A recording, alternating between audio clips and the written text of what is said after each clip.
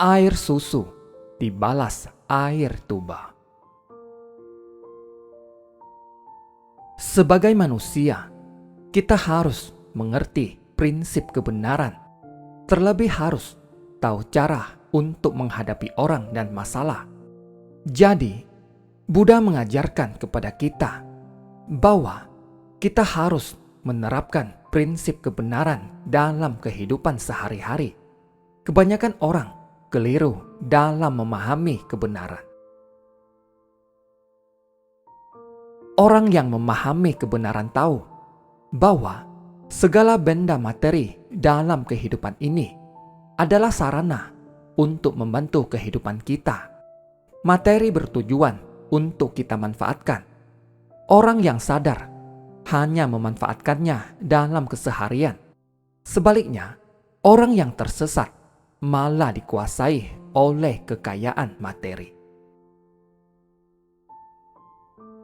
Kita sering mendengar orang-orang yang tamak. Mengapa mereka bisa begitu tamak? Karena pikiran mereka telah dikuasai oleh materi dan nafsu terhadap keuntungan. Pikiran mereka tak dapat lagi menghindar dari jebakan ketamakan dan nafsu keinginan. Orang yang sadar akan tahu bahwa segala sesuatu tidak dapat dibawa, serta hanya karma yang terus mengikuti. Segala benda materi di dunia hanya ditujukan untuk membantu kehidupan kita. Saat memilikinya, kita harus memanfaatkannya dengan sebaik-baiknya. Jika tahu cara untuk memanfaatkannya, kita dapat menciptakan karma baik. Jika tidak tahu caranya, kita dapat menciptakan karma buruk. Di zaman Buddha, Buddha pernah menceritakan sebuah kisah kepada para siswanya. Di Magadha, ada seorang tetua bernama Sankha yang memiliki harta berlimpah. Di samping itu di Varanasi, ada tetua bernama Pilia yang juga sangat kaya.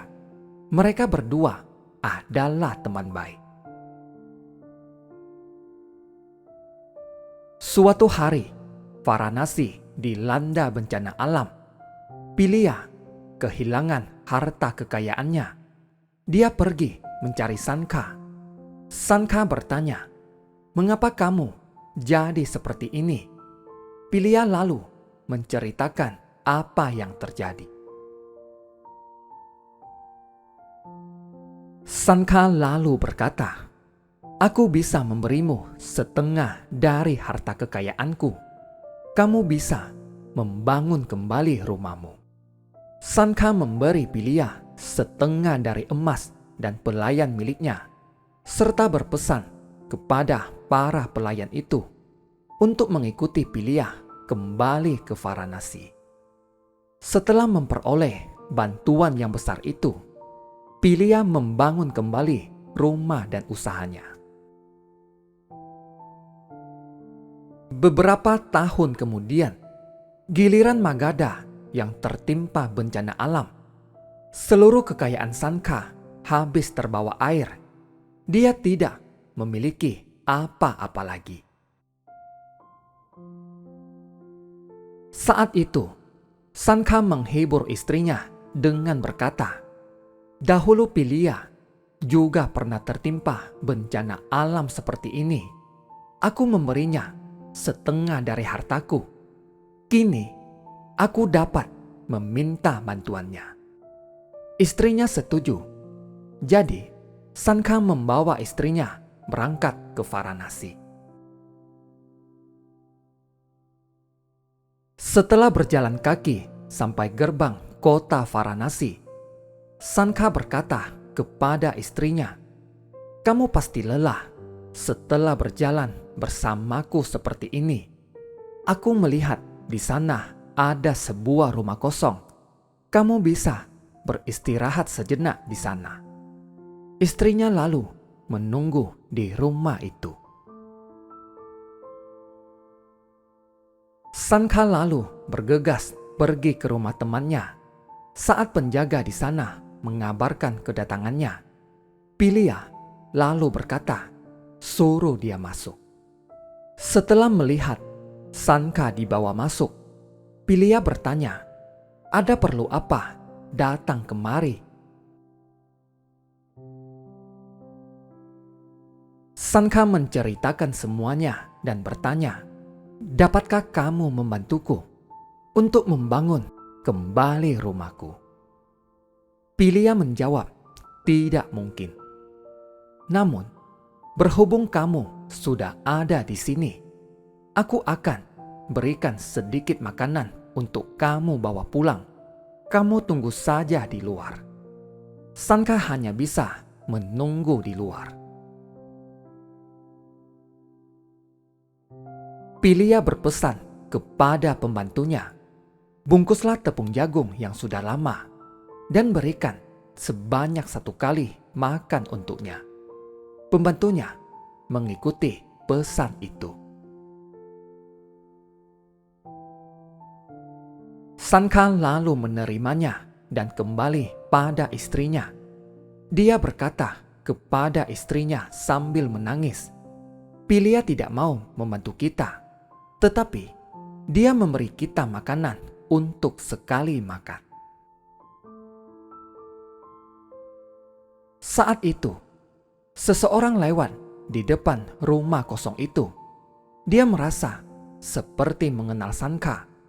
Ternyata Sankha dahulu adalah tuannya.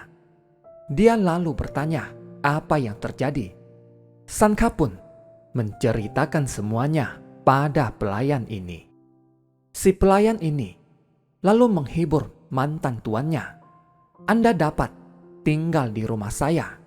Dia lalu membawa tuannya beserta istri pulang. Pelayan ini lalu mengabarkan kepada pelayan lainnya bahwa tuan mereka terdahulu datang ke Varanasi. Mereka sangat senang mendengarnya, lalu datang mengunjunginya. Berita ini kemudian terus tersebar hingga ke kota, bahkan sampai ke telinga raja. Raja sangat marah dan memerintahkan kedua tetua itu menghadapnya. Raja terlebih dahulu bertanya yang dialami Sankha. Sankha menceritakan semua yang terjadi pada raja. Raja lalu bertanya kepada Pilia. Pilia hanya menundukkan kepala dan tidak menjawab. Raja berkata dengan marah, "Berikan seluruh hartamu kepada Sankha." Sankha segera berkata, "Aku tidak menerimanya. Aku hanya ingin dia mengembalikan barang-barang yang dahulu aku berikan kepadanya." Raja terkesan pada kebesaran hati Sankha dan memutuskan bahwa Pilia harus mengembalikan semua yang pernah Sankha berikan kepadanya. Sankha lalu membawa sekelompok pelayan, emas, dan hartanya pulang untuk membangun kembali rumahnya. Setelah menceritakan kisah ini, Buddha berkata kepada para biksu, "Tahukah kalian, Pilia sekarang adalah Devadatta. Sankha sekarang adalah aku, Sakyamuni." Dalam berbagai kehidupan lampau, aku selalu membalas kejahatan dengan kebaikan. Aku terus membantu dan memberi kepada Devadatta. Namun, air susu tetap dibalas air tuba. Ini adalah tabiat buruk bawaannya. Tabiatnya adalah ketamakan dan kebencian. Tabiat buruk ini selalu ada di dalam batinnya. Meski ia berkali-kali bertekad untuk melatih diri benih kebencian terus tertanam dalam batinnya. Meski selalu diberi, dia tidak pernah puas.